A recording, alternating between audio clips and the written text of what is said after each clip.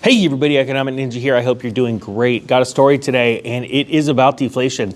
And I started talking about deflation back in late winter actually. When I said deflation was going to start to rear its ugly head, we talked about multiple factors that were going to show you that deflation was happening. And I also explained, subscription services, travel and leisure, things like that. And I explained how deflation began in 2005 and then it was evident by 2007 we had deflation in so many different sectors of the economy, and that was what was helping pull it down, right? Because less money that's put into the real economy means that there's less money to move around and stimulate the economy, right? We need the velocity of money to keep things going. When the velocity slows down or stops, i.e. people stop spending and they retract and they go into savings mode, then all of a sudden you see deflation, right? Because that's less dollars out there buying things like Netflix subscriptions or going to eat or going on a vacation, right? So I was right in that, seeing all of these things because we were looking at quarterly earnings with subscription services, with airlines, all kinds of things. We're seeing it is now evident that multiple sectors of the economy are slowing down.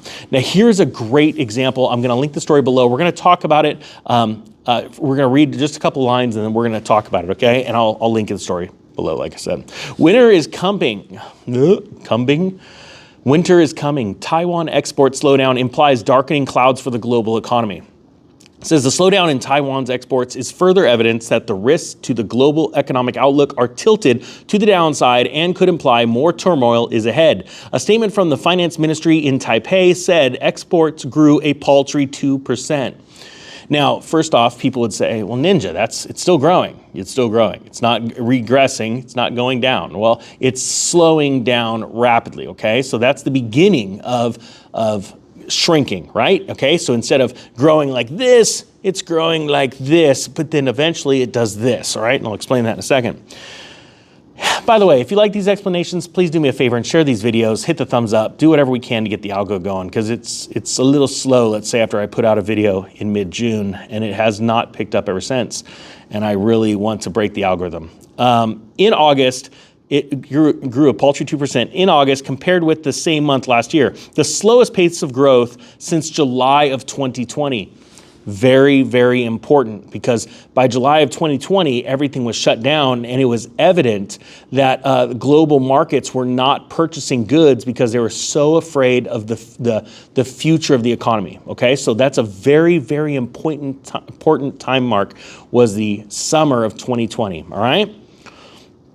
And I'll give you an example, and we'll get into what Taiwan exports. But the kind of goods that Taiwan exports, remember, those goods were on shelves, they sell through, and then they were slow to repurchase them. So it took some time from the spring of 2020 when everything shut down, people are buying up goods, staying in their homes, then it takes some time for reorders to come out, okay? So that's why 2020 July is a very important time point. Now it says, when exports only grew by 0.3%, okay? Bloomberg noted economists were expecting an increase of 11.6. So again, we are seeing constantly that the pros that went to some fancy school and have a big degree and tell you how to live your life and what to invest in, I can't do that. I'm not a financial advisor, right? I'm not allowed to do that. I get in trouble. But the guys that can do it, they're consistently wrong. This entire spring going into summer, wrong. And these are the guys that tell you they don't see a recession until 2023. Get ready. It's about to smack you in the face. All right, let me talk about, one more line. Imports also decelerated, rising by 3.5% in August compared with 19.4% expansion in July. Think about that. The imports that Taiwan takes in are now rising only by 3.5%. But you look at month over month, it is literally compared to an expansion of 19.4%. You want to talk about instantaneous stopping? That's how I know that this crash is happening in the fall.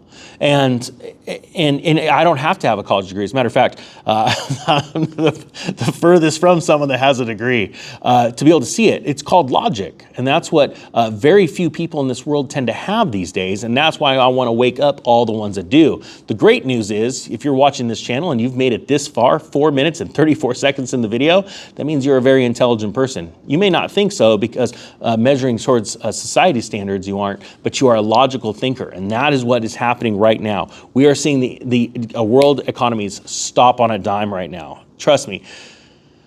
September and October are going to be very interesting months. It says right here that expansion in July, economists were anticipating an 8.7% rise. So again, they're wrong on the expectations of Taiwan's imports as well as their exports. So let's go right now and read what Taiwan's main exports are. They are electronics, base metals, and metal products, plastics and rubber, chemicals, and machinery. Now, think about this. Well, first off, their primary trading partners, China, which includes Hong Kong, United States, Japan, Singapore, South Korea, Malaysia, and Germany. I don't even have that many fingers. I can't do this thing. All right. So all of their exports, if you think about it, plastics, rubber, chemicals, machinery, these are all things that are needed when the economy is robust, when it is strong. It is not needed when things are bad. See, if you notice on that list, there's nothing that is necessity. Taiwan does not export food. Taiwan does not export big, like precious metals, things like that. So during a downturn in an economy or a collapse in all economic systems and currencies, like we're seeing right now, they don't have that. So they are a great barometer for the fluff of an economy. And when I say fluff, I'm talking about all the extra stuff that we want, you know, chips and stuff for cars and all this cool whiz-bang stuff that we don't need to survive. That's what they sell. So I want you to understand that this is an amazing story. I'm going to link it below because it shows the true pure health of the economy. And that's, I'm going to be honest with you, it's not good. All right, guys, with that being said, I thank you so much for watching. We are going to continue to document the collapse of the world's economies. Why? Because I want to show you, bring you to understanding and knowledge of this cycle so that you can get prepared, not be scared, hedge yourself against inflation with solid assets, get out of debt, and get ready to go on the shopping spree of your life. We're going to do this together. All right, guys, that being said, the Economic Ninja is out.